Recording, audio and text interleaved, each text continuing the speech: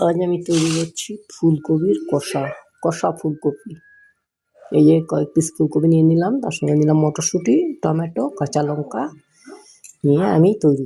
এই আমার কষা ফুলকপির উপকরণগুলো দেখিয়ে দিচ্ছি সবাইকে। এই যে আমার ফুলকপিগুলো ভাপ দিয়ে রাখলাম, তারপর মটরশুঁটি, কাঁচা লঙ্কা, টমেটো, এদিকে মশলা, পেঁয়াজ কুচি, আদা কুচি এবং রসুন কুচি এদিকে রাখলাম ফোড়ন দেওয়ার জন্য। এই যে 5 পিসে গরম মশলা অল্প, তেজপাতা, হলুদ, লঙ্কা গুঁড়ো, গরম মশলার গুঁড়ো, পেঁয়াজ কুচি, রসুন কুচি, লবণ, এসব আমি কড়াইতে, এদিকে আমি কড়াইতে বসে দিলাম। এবার আমি তেল দিয়ে দিচ্ছি কড়াইতে।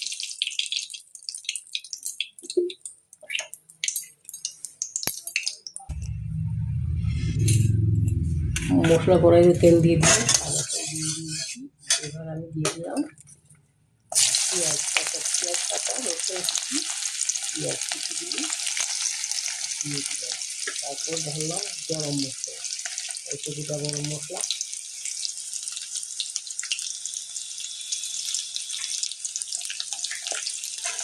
গরম মশলাগুলো দিয়ে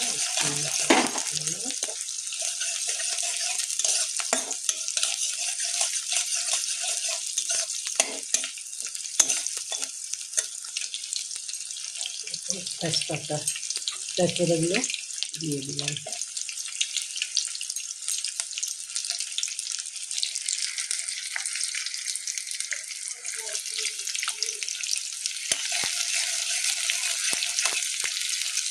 অল্প লালচে করে ভেজে নিলাম গরম মশলা, তেজপাতা, রসুন কুচি, পেঁয়াজ কুচি, তারপর আমি দিয়ে দিব মশলাগুলো।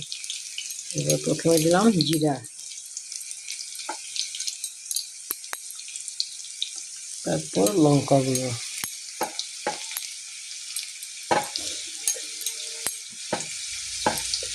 এই হলুদ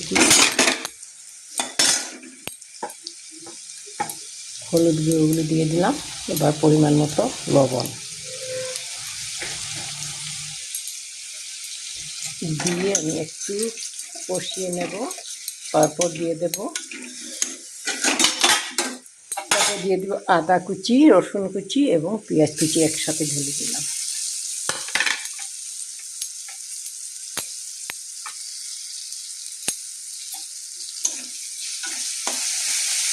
এদিকে আরও অল্প ভাজবো।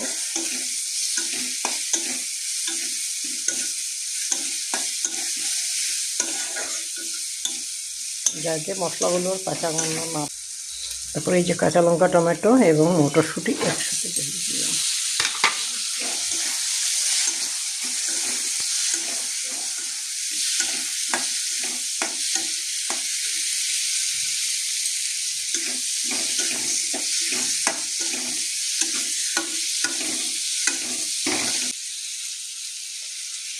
তারপর এই দুটো ভাপ দেওয়া ফুলকপিগুলো একসাথে একটু ঢেলে দিলাম।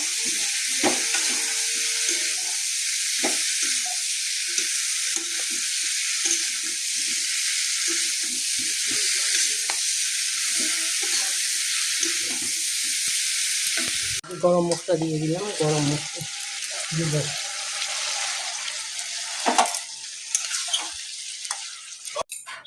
এই যে কমপ্লিট হয়ে গেল ফুলকপি কষা। আমি নামিয়ে নিলাম ফুলকপি কষা।